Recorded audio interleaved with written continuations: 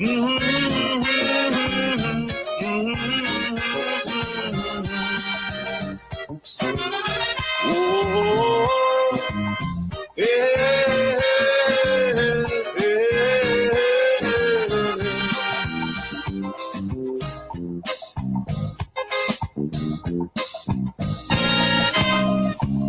much of things that we need to see about.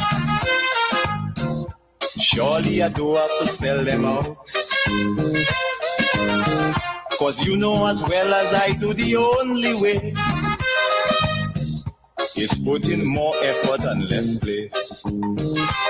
Because now, more than ever, we must show discipline, tolerance, and production to build a strong and better nation. I say that is the main foundation. So come let us go hand in hand, because this is our land. Come my brother, come my sister, and let us build a nation together.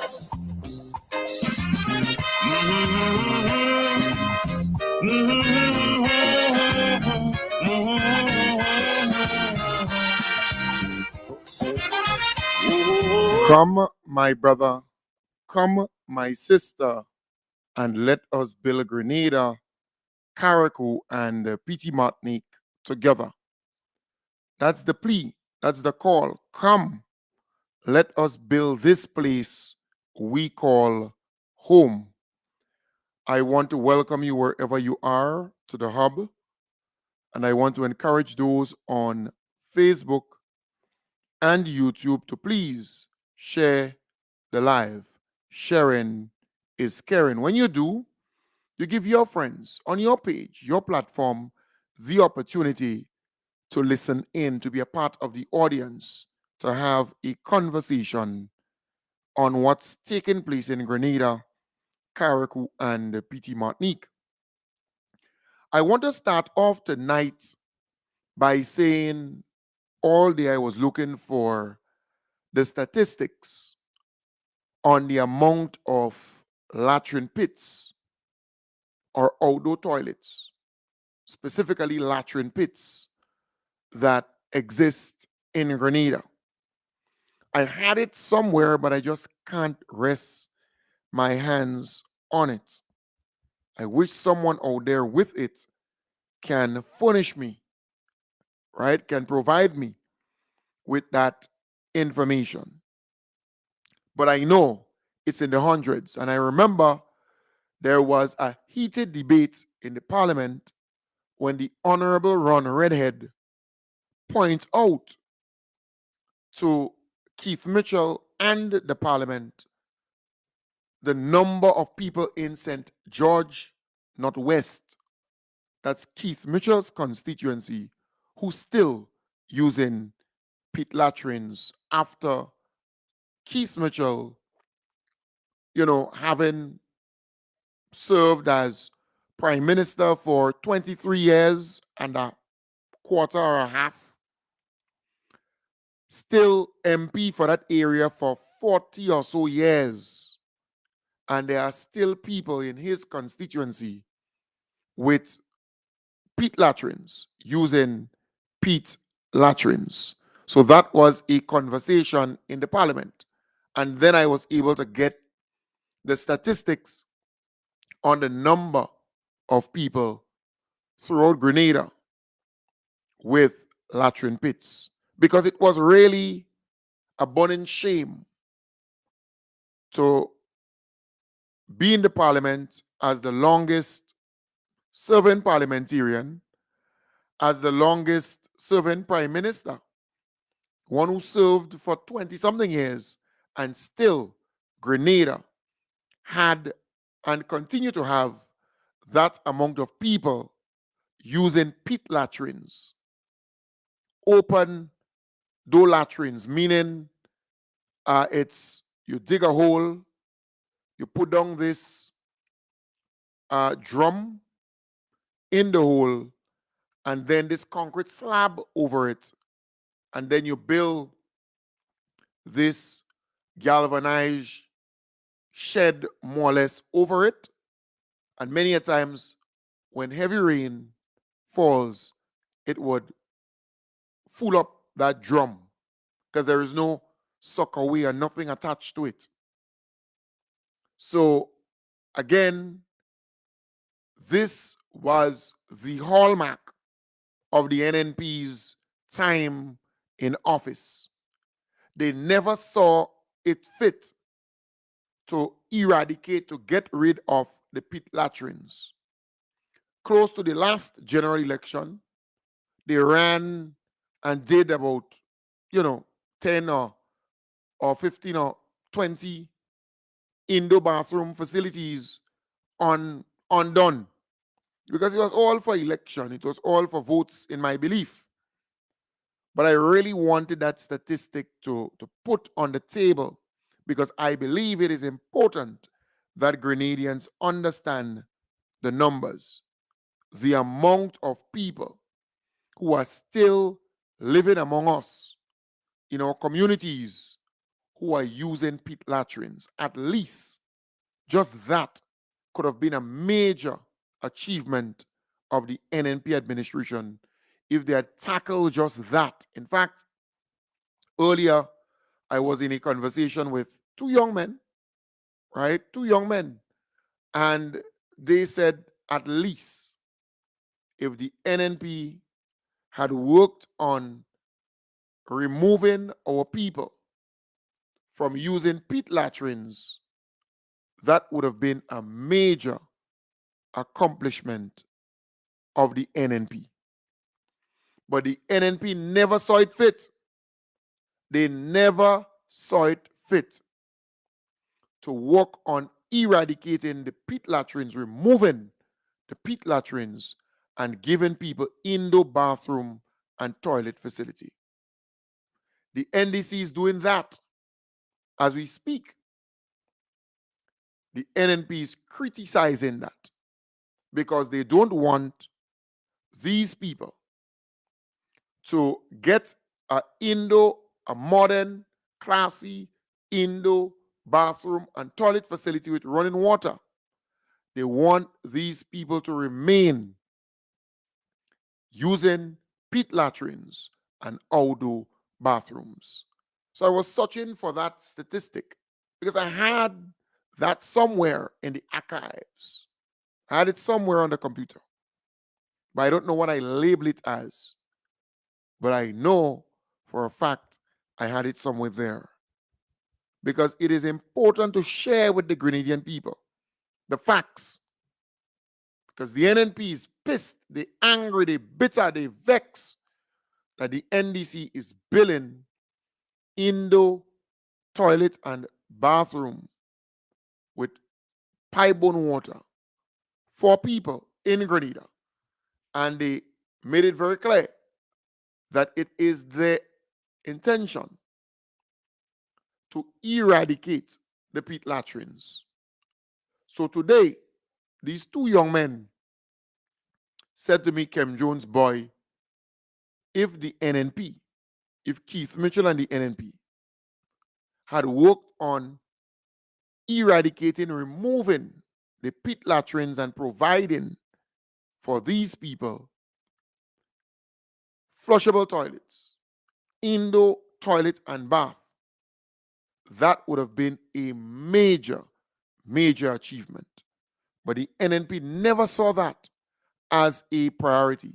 And they were using that situation and Port Highway as a parallel, right? Because there are similarities. The people on Port Highway, they deal with food, they're dealing with drinks, and they still have no toilet, no place to wash your hands, but they deal with food and drinks.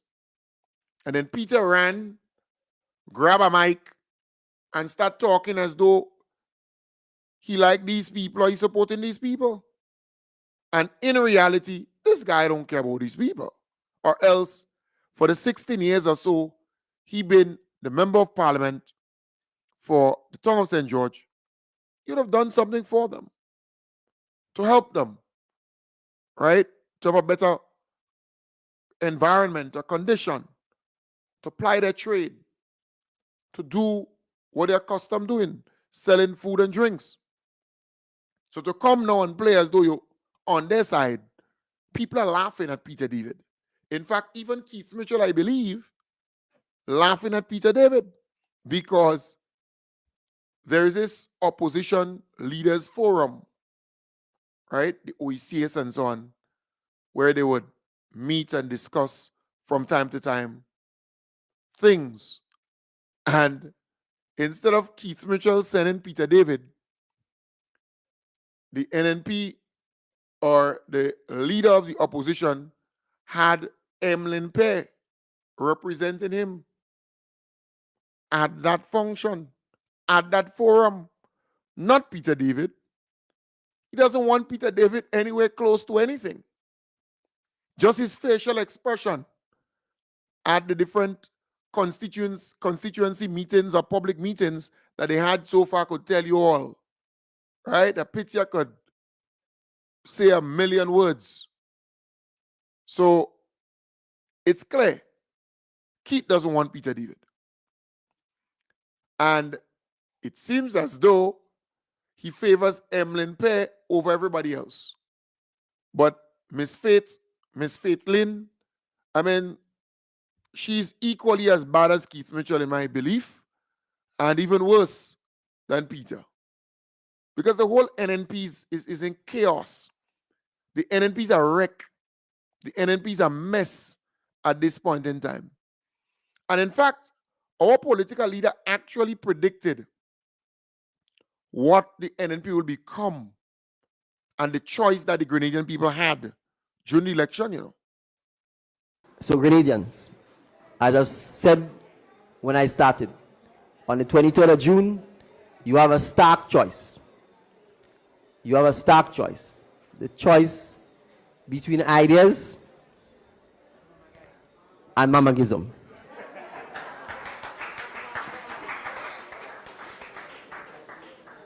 The choice between a team and one-manism. A choice between transformation and I ain't no successor. I ain't see nobody who could succeed me. And therefore, if he has no confidence in the 14 of them, none of you should have confidence in the 14 of them.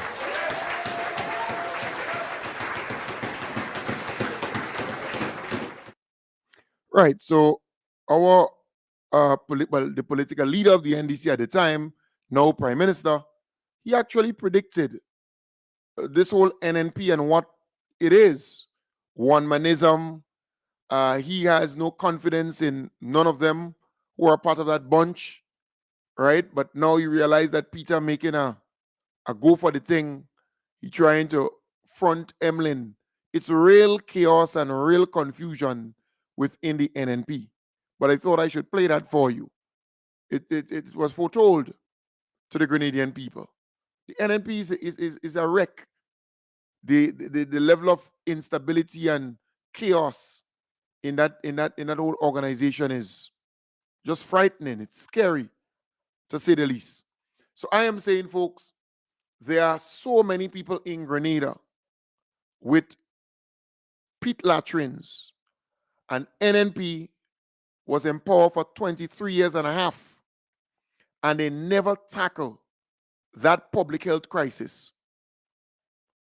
A crisis that existed for years. That would have been a good project to undertake.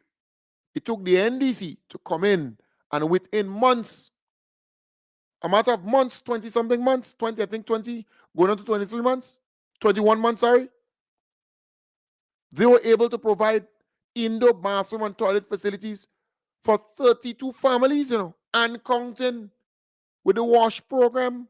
The NNP is pissed, they angry, they vex at the fact that NDC is providing indoor bathroom and toilet facilities for our people. And I thought I should mention that But I was looking for the statistics, but I was not able to lay my hands on it. Because I really wanted to share with you the numbers. Because they did that census, they did that survey, and they were able to get the amount of people in every parish or constituencies who actually use that the pit latrine. All right, the pit latrine, the numbers, because numbers don't lie. I really wanted to get that for you. But let's move to the housing project, because the NNP now seem to be back in back, as one would say, because people generally applaud the government for the move that they have made to get people into something way better than what the NNP intended to give them. Because remember, the NNP actually give out these things already. Majority of these houses were handed over and given out. But the NDC said, nah, we can't give these people these houses in that condition.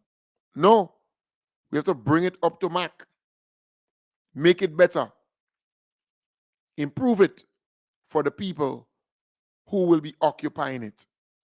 So they build closets, they build counters, cupboards, and everything else. So the people would not go in a room with no closet, so they have to put their clothes on the ground. Because for the NNP, they just want these people to bring a mattress in the room and sleep on the floor. For the NNP, they want them to put their clothes on the ground or in some box or so. For the NNP, they just want these people to put their wares and other things like that on the ground or in some corner. Because the NNP thinks that way. They don't want people to move to the next level and have a decent standard of living. The NNP don't want it at all.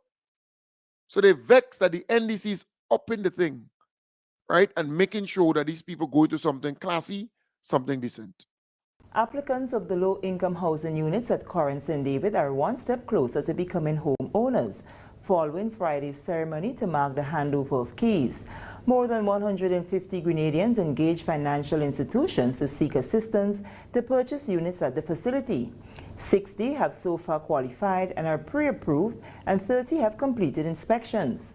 Prime Minister and Parliamentary Representative for St. David, Honorable Deacon Mitchell, emphasized the significance of owning a home and government's commitment to support that fundamental right.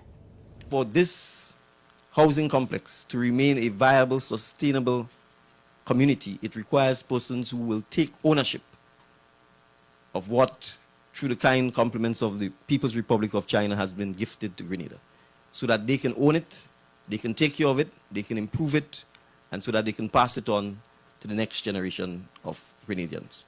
And so I want to congratulate all of the beneficiaries who've stepped up and put their hands up and given their commitment to being a homeowner and to creating a more stable, a more friendly, and a more prosperous environment within which to raise your family. I ask you, for those who may not be from St. David and who will be coming into this community, to embrace the community. It is a growing, thriving, loving community. We ask you to contribute to it, to engage with your neighbors, to contribute to social and community development. There's a lot happening. The Grenada Housing Authority has committed to cover the cost of insurance for the first 10 years and also manage security and repairs for the first 3 years. Manager Jason Williams said all the units have been accounted for. The Housing Authority of Grenada will commence inspections of units of pre-approved persons in the following order. The Villa, St. Patrick and Dumfries Carriacou to commence on 2nd of April 2024, followed by Boucherville on the 15th of April and Diamond St. Mark on the 29th of April.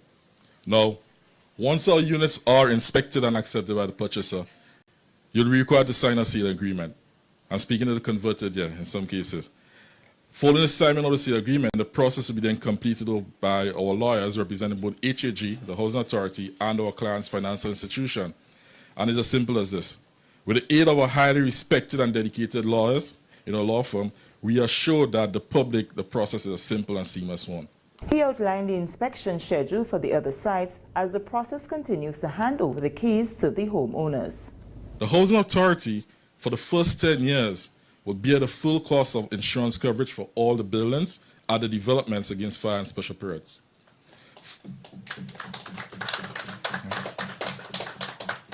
For the first 3 years, we'll also manage the security, repairs, and maintenance of the development. The cost of repair and maintenance to all public areas within the development for the first 3 years will also be met by the Housing Authority of Grenada.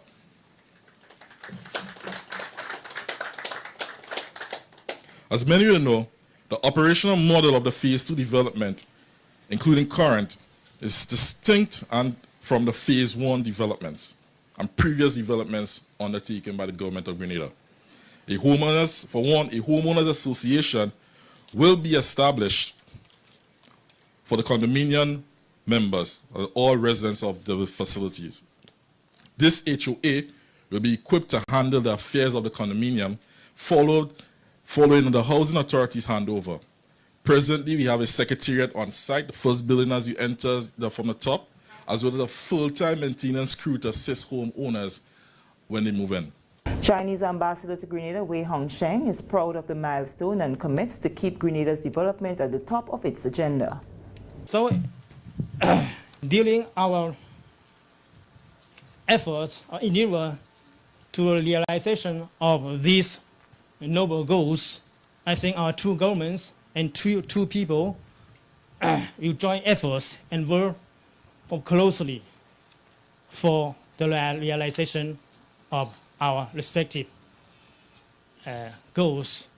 And as we are approaching the 20th anniversary of the reception of the diplomatic ties next January, so we expect more meaningful results of practical cooperation between our two countries and two people. Right. So again, just saying that's the way to go.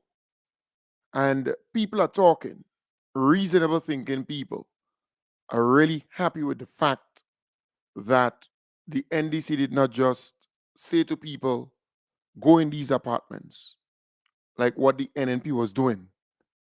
They say, no, we're going to build the closets, build the counters, build the cupboards, make it livable for you on day one. And not only that, they're maintaining the facility for 3 years. They have insured the facility for 10 years. And these people are able to go to a financial institution, take a loan, and pay for the house, and keep paying the financial institution for the period that they gave them in terms of the conditions for the loan. So they would own their own home, but they are given a good deal. That deal speaks to them paying $55,000 for a one-bedroom apartment, right? And every month they would have to pay the financial institution $100 and something or $200 and something. And for the two-bedroom apartment, $200 and something or $300 and something a month. Where can you rent in Grenada and pay $200 or $300 and something, and at the end of the day, you own your own home, right? Only with this kind of undertaking. And that is why it's low income. But it's low income with class. They have a secretariat that will be responsible for handling everything, the maintenance, everything there. And that is what you want. But the NNP, they're angry, they're pissed. They vex. They vex because NDC is doing the thing classy. NDC is doing the thing right. And they have a problem with the word condominium. They're saying, well, it's low-income houses. Why are you calling it condominium? So they say, well, NDC rebrand the thing. But hello, the NNP was giving these people for a similar price. Because don't make the NNP fool you. They were actually giving these people the apartments for a price. They were selling it to them. Don't make them fool you.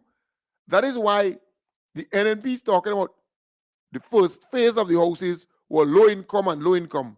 What they're actually trying to make you believe is that it was no income for no income owners, meaning that they're not working anywhere. And it should be given to them freely. But you know, the NNP distributed these same houses in phase 1, right? Sobeys, Frequente, and Monge. And they sold these houses to the people for $30,000, $33,000, $35,000. That is why these people are owing the housing authority $2.2 million, because they refuse to pay the housing authority. They refuse to pay. They say, well, the NNP in power, the government in power, they don't have to pay. Although they signed and agreed with the housing authority to pay a certain amount every month. That is how bad-minded these people are, you know. Yeah, but they actually made them sign an agreement selling these houses or the apartments to them. It was not free. A comprehensive review to evaluate the operations of the Housing Authority revealed total arrears of $4.9 million. According to Housing Authority officials, the review revealed that 75% of the tenants who presently occupy housing units developed under Phase 1 of the low-income housing project at Monge, Frequente, and Sobeys are non-compliant with the payment terms. Occupants with 10 to 20-year leases are required to pay monthly installments of $137.80 to $400 and upon completion will obtain the deed for their respective units. Giselle Charles, accountant at HAG, says tenants of the 350 units have arrears of over $2 million. Phase 1 we refer to as the housing units in Frequente, Monge, and Sobeys. These units total 353 in all. So we have $2.2 million outstanding from the 353 units. Of that $2.2 million, 41% of that arrears are owed by the Sobeys residents, 51% by the Monge residents, and the remaining 8% by the Frequente residents. The remainder of the arrears, $2.7 million, outstanding from the other various housing aspects governed under the Housing Authority. So those are the mortgage and lease clients, the Dunfermline lease to own houses, and the Dunfermline apartments, $2.7 million. So we have a total arrears outstanding of $4.9 million. Charles explained that in recent weeks, the authority sent a total of 378 letters to residents seeking to settle the unpaid amount. She said only 10% of tenants responded, and as such, additional steps will be taken to achieve greater compliance. The letters that were sent out, the persons that never responded, what are we going to do next? We are going to send a second demand letter to you. This letter should be expected within the next coming week. We are already in discussions with the legal persons to have these letters drafted and sent out. Again, we are giving you another opportunity to come in and work out some arrangement with us. Should you not comply with that, then we would have no other choice but to send a final demand notice. We hope it does not get to sending a final demand notice. The accountant acknowledged that some persons are faced with challenges at this time, but it is important for them to work with the office to reach a mutually acceptable solution. So it's another plea to the residents in all the schemes, all the units. If you're a part of a housing unit that is managed and run by the Housing Authority of Grenada, this is a plea to you to reach out to us to make an arrangement to service those outstanding payments. And we consider arrears to be any amount that is past due. So even if it's 1 month, it's considered an arrears. And I should make it clear that the Housing Authority does not charge late fee or penalties. Phase 1 of the low-income houses was built by the People's Republic of China. It was handed over to the government of Grenada in August 2012 and later distributed to the public in May 2015. For GBN News, I am Rena P. Thomas reporting. Right. So it was handed over by the NNP administration, all right, to the occupants. So it was built, it was, given to government 2012, but with all the different problems there, in 2015, they started distributing it. And the people who occupy those houses in the first phase, Sobeys, Frequency, and Monge, they only had to pay, some of them only had to pay $137.80 a month. And they refused to pay. They refused to pay $137.80 a month. That's the same people at the NNP is calling poor and vulnerable that they put in those apartments. And they say it's low income. But the majority of people they put there had no income. So it's not just low, but no income. $137.80 for an entire month. That is all they had to pay. They refused to pay Housing Authority. Some of them had to pay $200 or just a little above $200. They refused to pay it. Those NNP supporters, the majority of them, they refused because these houses were given more so to NNP supporters, right? But here it is. Housing Authority then receive a lot of complaints from people who paid for their property. Well, look, the place leaking. They have mold inside of the house. Pipe problem, electric problem, staircase problem, all kind of problems in the building. Cracks, just name it. It had to be maintained. But if they were paying Housing Authority, then there would be a good maintenance structure in place. So now, Housing Authority had to find $2.2 million or so, right? No, well, they owed $2.2 million. They had to find $4 million, right, to retrofit the new facility, phase 2, and $2.2 million to do the repairs on phase 1. It's $4.9 million in total for all the, housing schemes that they have to do repairs and so on. But just for the Chinese first phase of housing units, it is $2.2 million. But the people who occupy the first phase housing units, they were not paying. The majority of them, they were not paying because it's Housing Authority. And if they don't pay, the government and Housing Authority will be afraid to go and evict them and throw them out because you go make the news because, most of the mainstream media outfits, they like drama, they like problems, they like sensationalism. They would not go and interview the people who are not paying and say, well, pay now. They won't do that. But if the government make a move, you understand the point? So Housing Authority had to accept the loss and taxpayers' money had to be used to now repair these rundown facilities. And you all kind of people living there, right? But the NNP is out there saying, well, the second phase was given as a gift from China and they're low income, so the people should not be asked to pay for it. They should not be asked to go to any financial institution to pay for it. Housing authorities should just give them again and enter into something, and if they ain't pay, they ain't pay, right?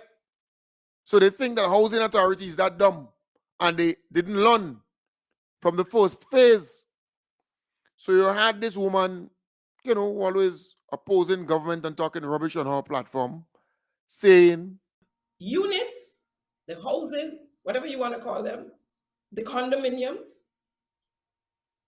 they were not going to be given out to the applicants through the housing authority. And that these persons, when you receive your letter, would have to go to the banks or any financial institution, the credit unions, to access a mortgage to pay off the housing authority in totality for the apartments, the units, the houses. So they don't want to get involved in this thing where people are not paying anymore. They didn't have the balls and the guts to put things in place then, like they run out of balls and guts. So they didn't have the balls and the guts to put their foot down and put measures in place and say, after 2-3 months, if you ain't pay, you get your warning, and after that, we put you out in the street, whatever you want to say. But make it so that they know they should pay. And if they have issues, of course, like you do with the bank, you can go in, discuss, they could work out a different payment plan or something for you. But they want the bank now to deal with that. So it's okay for them to owe the bank and not pay the bank. Right. So that's, I think her name is Jenny Simon. I think that's her name. But she's always out there bitter and angry. But here it is. What she said more or less is housing authority don't want that responsibility again to collect the money and enter into some agreement or arrangement with these people to come in every month and pay X, Y, and Z. Right? They don't have the balls, they don't have the gal, they don't have what it takes to do that and enter into some agreement like how the bank does it and so on and so forth. Well, the housing authority learned from phase 1, those houses were distributed to people who they call quote unquote poor and vulnerable because they are low income houses, and they entered into agreements with these people and they refused to pay. After a number of months, they just refused to pay. So housing authority saying, okay, we're not going to go to government or take taxpayers' money again to repair any facility. We're not going to do that. The money from this whole thing needs to be able to repair and do all the work for the facility over a period of time, right? It's what it is. You understand the point? So they say, if you want the unit, go to the bank, go to the credit union, and take a loan. We already spoke to the credit unions and the banks to give you a concessionary loan. Get the money, come and pay us for the apartments and pay the bank. Because you know, once people realize and they know that they have to pay a bank, the level of responsibility is heightened. They pay in double if they have to. Right? So the NNP is vexed. Even this woman, she's vexed, she's angry because the housing authority learned from what happened in the past. And they're doing things differently. So while they're creating something way better for these people so that they can live on day one, bring in their TV, bring in their stove, bring in their fridge, bring in their beds, and they can leave from day one in there because they did not give them the apartments empty. They bill all what is required for them. But still they're saying, we are not going to get caught again, where you have to come to housing and pay, and you decide you're not paying because it's government, and if government go to make a move to evict you, to remove you, well, the news camera crew will be there to capture it, and it will be the news, the talking point for weeks. People would not ask, well, why didn't you pay? Right? Why didn't you pay?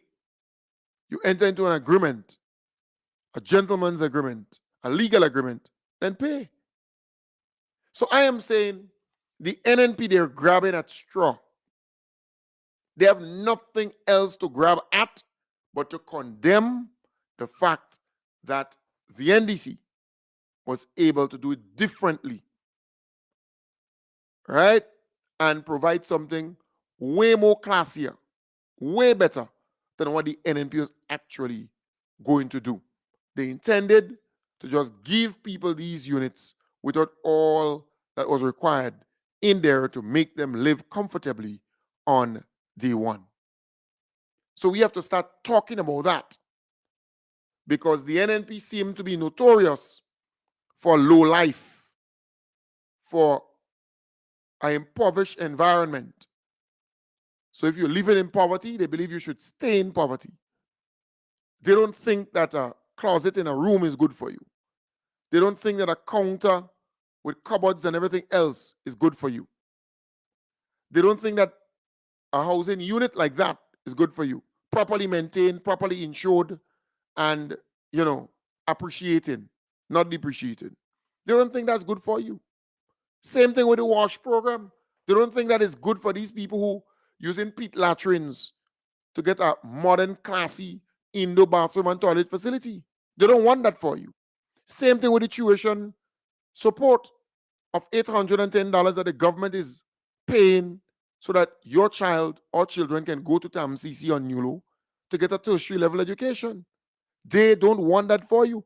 Same thing with the hot meal program, where kids are able to get a hot meal and not worry about where they're going to get food when lunchtime comes, so they can focus on their studies and learn. Same thing when it comes to the spice replanting program. The NNP vexed, they angry why this government decided to replant the spices, the clove, the pimento, the cocoa, just name it, right? The cinnamon, the ginger, they're planting, support you understand? The NNP is pissed, they're angry, right? So Abby Harris, you and I, we are not the same. And NDC and NNP cannot be the same. And if you come on this platform, you need to remain quiet in the classroom and learn. The both parties can't be the same. Because here you have the NNP who distributed these houses without closets, without counters, without cupboards, without anything in there. The NDC said, no, we're going to build these things for these people so they can live in the facility on day one. You have the NNP who never saw the need to eradicate the pit latrines for our people, to give them decency, to give them their manhood and womanhood back. The NDC decided we are going to embark on building modern, classy indoor bathroom and toilet facilities for our people so that they can have their dignity back. 32 families so far received modern, classy indoor bathroom and toilet facilities with running water. The NDC also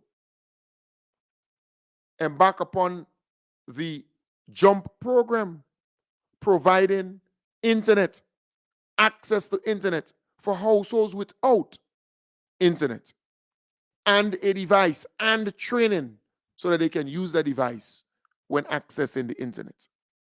The NDC is different from the NNP.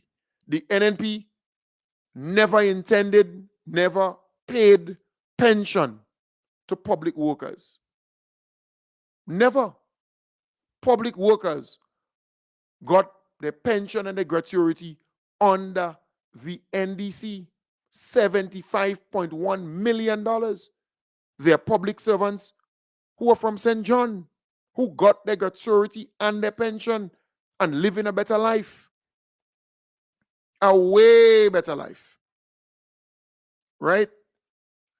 You had the CES program, $15.1 million spent on small to medium-sized or micro, small, and medium-sized businesses, giving them a life again, a lifeline again, where they got up to $30,000 in grant money that they didn't have to pay back. You understand the point? To restock, to get equipment, to do things. There are small businesses from St. John who benefited from the CES program.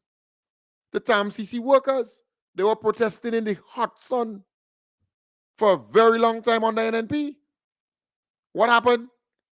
The NDC came in and they paid $20-something million to these people so that they can go back and teach and provide a conducive environment so our kids can learn or young people can learn. The NDC paid the teachers. Remember the NNP docked their salary? $1.2 million? And there was no intercall, no parish sports, no nothing, no debate, no science fair, no nothing extra curricular. The NDC came in and they repaid, they gave them people back their money, and we had intercall again, we had sports again, and everything became normal again. And I can go on and on and on and on and on to tell you about a number of things that the NDC did. They repaired so many medical stations, right? So many schools. They're building new schools, in fact. So quite a number of things. NDC is totally different. This NDC is totally different from the NNP. The NNP never adjusted the minimum wage. And by law, every 3 years, they should adjust the minimum wage based on the rate of inflation. They never did. Under the NNP, security workers who are working for $4 an hour under the NNP. When NDC came into power between 2008 and 2013, they brought it up to $8, 100% increase. Yeah? Then only recently with the minimum wage order and adjustment, they brought it up to $9.25. $9.25. And then you have workers in the hotel industry, you have cleaners, you have cooks, right? You have clerks, you have people who in the Indian store, the Syrian store, and so on, who are working for very little. But now they must get $1,200 per month or $60 per day or more. People who are taking care of the elderly, who are in daycare facilities, and we can go on and on and on. So the NDC is totally different from the NNP. Totally different. NDC is focusing heavily on education, on agriculture, on healthcare. The NNP was whooping. They never had a plan.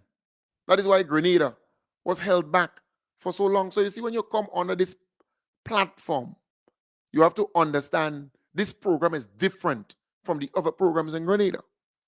This program is seeking to give you a higher level of consciousness and reasoning. We want to take you there where you can be analytical, where you can reason on your own. Look at some of the Imani trainees. Well, not some, all. They were getting $700 and $800. Right now, they're getting $1,200. All of them, they're getting $1,200 every month. So I am saying, look, this program is not for people who are, not looking for knowledge. You have to be looking for knowledge and understanding and wisdom to be on this platform, to be listening in. Because you're going to learn. You must learn something here. I am saying the NNP has been in power they've been there for 23 years and a half. And we have hundreds of people still using pit latrines and bathrooms, open bathrooms, like with the galvanization thing with a pipe. And some of them don't even have a pipe. They have a joke water from the standpipe and go and bathe in a galvanized thing. Yeah, the NDC is now trying to eradicate that and working step by step towards that. During the NNP time, every day, every week, you're hearing about some convestor, some crook, some con man who come and con the country of taxpayers' money and millions of dollars. Under the NDC, you heard that? You heard that so far? Nothing of that sort. So NDC is totally different. Totally different. The economy is run well. There is stability. There is peace in this country. There is peace in Grenada. And look, anybody who is reasonable, anybody who's conscious-minded, they will tell you straight off the bat that they're happy that there was a change in government and things are going smoothly in this country. But folks, I told you on May the 15th will mark 10 years of your humble servant, Kem Jones, being on air, radio, social media, and so on, connecting with you. And I intend to do something to celebrate on May the 31st. So that's the month end, or as we say, the second fortnight. So I intend to do something on that day. All right, it's a Friday from 4 p.m. to 10 p.m. I'll tell you the venue once everything is confirmed. But I can tell you off the bat, the cost will be $50. So the ticket will cost $50, and you can come. You're going to buy your food because there will be a lot of local food or foods and local drinks. So you have to buy that. But it will be $50 plus 10. So the $10 is a appreciation, more or less. So the ticket is $50, but 50 plus 10, the 10 is a form of appreciation for the 10 years, $1 per year for the 10 years of my service to you. All right? So it's more or less a celebration of 10 years of your humble servant being on air. All right? So I'll let you know more about that. You know, music, food, the vibe's going to be nice. So I will let you know. And people who are overseas, for example, and you can't make it, or you're here in Grenada, you can't make it, you will be able to buy or purchase a seat, even if you're not going to be there, but as a form of appreciation, as a form of showing your appreciation and love for what I have been doing for the last 10 years, you will be able to just buy a couple seats. So you might say, well, I want 10 seats. Your name will be on the 10 seats, and it may not be your full name, because some people don't want their name to be there in full. So I will write your name in short. It might be abbreviation. It might be just the first name and that kind of thing. So if you're overseas, prepare for that. The tickets will be about $50, 50 plus 10. The 10 is appreciation. So you don't factor that in. All right? You can have somebody to come if you want to. But if you don't, then you can just sponsor a couple seats as a form of appreciation and love for what I do. So that's the whole idea. So on May the 31st. So tickets will go on sale either this week or early next week. Early next week. This week or early next week. So you will know some more about it. It will be a casual event. You come, a lot of local foods, oil down. Because remember, breadfruit coming back in season. By then, we're going to have a lot of breadfruit. So oil down, soup, dry food, and so on. And I'm going to bring back the original guys, my good buddies and myself, to prepare all the foods and so on, all the local foods. All right? So you're going to have really tasty foods, and it's going to be nice vibes. All right? You can expect that. Because normally it's nice vibes around. And then the drinks, of course, we're going to be selling drinks. We're going to have a wonderful time. From 4 p.m. on that Friday to 10 p.m., we're going to have a wonderful time. But it's going to be really a ceremony to celebrate, a celebration of 10 years. 10 years is a lot. That's a decade, 10 years. I've been out here volunteering my time and effort to doing this. All right? 10 years without pay, volunteering my time and effort to serving you. And it's a serious milestone. And I want us to celebrate it. Celebrate 10 years of your humble servant serving you. Right? And we're going to kind of go from whence we came, kind of throwback, retrospect, and then move forward. Because some people, they have been with me from get-go. There are some who came on 3 years into it, 5 years. Some people have been with me for 6 years, 7 years. It's not easy, but we have been able to keep the course, and continue. So 10 years is a lot of years, right? 10 years ago, boy, I could tell you, So we will have a celebration. But again, saying to you, if you can't make it, you can still be there in spirit by sponsoring 10 tickets, 5 tickets, 1, 2, 3, just name it. It will be $50 plus 10. So it's $60. 50 plus 10. 50 is the ticket, 10 is as a contribution.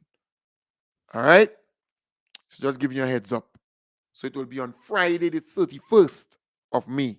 So not the 15th. The 15th is the 10th anniversary, but we're going to be celebrating it on the 31st, the second fortnight or the month end, as we would say it. That's when it will be. Good? So I will try my best to, even Tanya Log, yes, someone is asking for Tanya Log. We go have all that. All right? We go have all that. All right? We have all that. We go walk out, even barbecue and other things. We have a wonderful time. So again, I want to encourage you, and the tickets will go on sale very soon, and the tickets will be pretty reasonable. $50, 50 easy, plus 10 as a contribution. Right? So 50 plus 10. So I would give you a heads up. I'll talk some more about it as we go along, because 10 years is a huge milestone on radio. You know which people who started this thing and dropped off and just couldn't continue? But I'm still around. I'm still here doing this, serving you with excellence. So again, saying to you, May the 15th will mark 10 years. I remember starting this journey in 2014. May 15th, 2014. All right? So just saying to you, it hasn't been easy, but that journey was, to me, enriching, rewarding, just learning every day, appreciating everything every day, and doing this consistently. So, all right? Lone Ranger. It's not easy as a Lone Ranger. So, and then the next, the annual event would be around July. I think it's the last, let me see, before August. I think the last Thursday. Normally it's the last Thursday before August. The annual event every year, the last Thursday, I think it's the last August. Carnival is, right? Is it the last Thursday in August or no, the first, right? So the 1st of August is a holiday. So it's definitely not the 1st of August. All right. I think it would be on the Thursday, the 25th of July.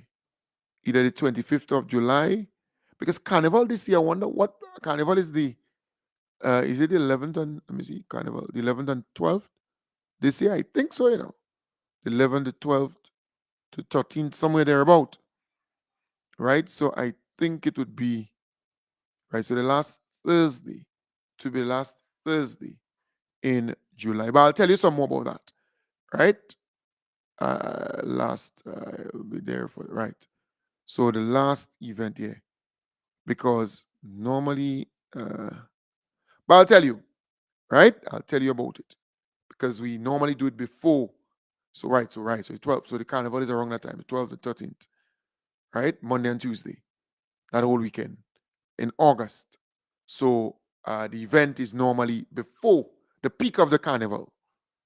Before the peak of the carnival is the event, the last event, final event.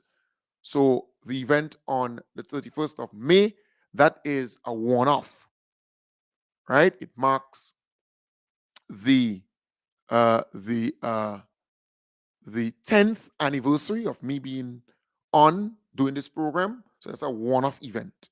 That's a special event, a significant event, a special event, special to me. 10 years. It wasn't easy, but I'm here. So that event will be on the 31st of May, the last day in May. It's a Friday, from 4 p.m. to 10 p.m. A lot of local foods, oil down, barbecue, this, barbecue that, soup, just name it, right? And my boys, the original people will come back and cook and so on. I will cook some stuff too, right? Because the last time wrong, we had some spoilage because of the weather and the sun and so on and so forth. And I don't want that to happen because I am a guy, I am not into that. I make sure that things are prim and proper. It's just that I didn't eat food on that day. So I didn't know what was going down, but eventually I got feedback from a number of people. You know, the sun was extremely hot and maybe because I didn't have covering and so on there then. But we are going into in a place that, you know, covering and everything is provided there and AC and everything else. So it will be good. All right? It will be good. So just remember, tickets will go on sale very soon. 10th anniversary of Your Humble Servant being on radio. It's a big thing. And I look forward to all the constituencies mobilizing and organizing their supporters because the ticket is fairly reasonable to come and celebrate with me. All right? So I'll tell you the venue once we confirm everything. I'll tell you the venue where it would be. And we take it from there and where you can get tickets for the event. All right, because you know the ticket's going to go fast because it's pretty reasonable in cost. And it will be a wonderful time. It's a celebration of Your Humble Servant being on air 10 years straight. 10 years. All right. Good.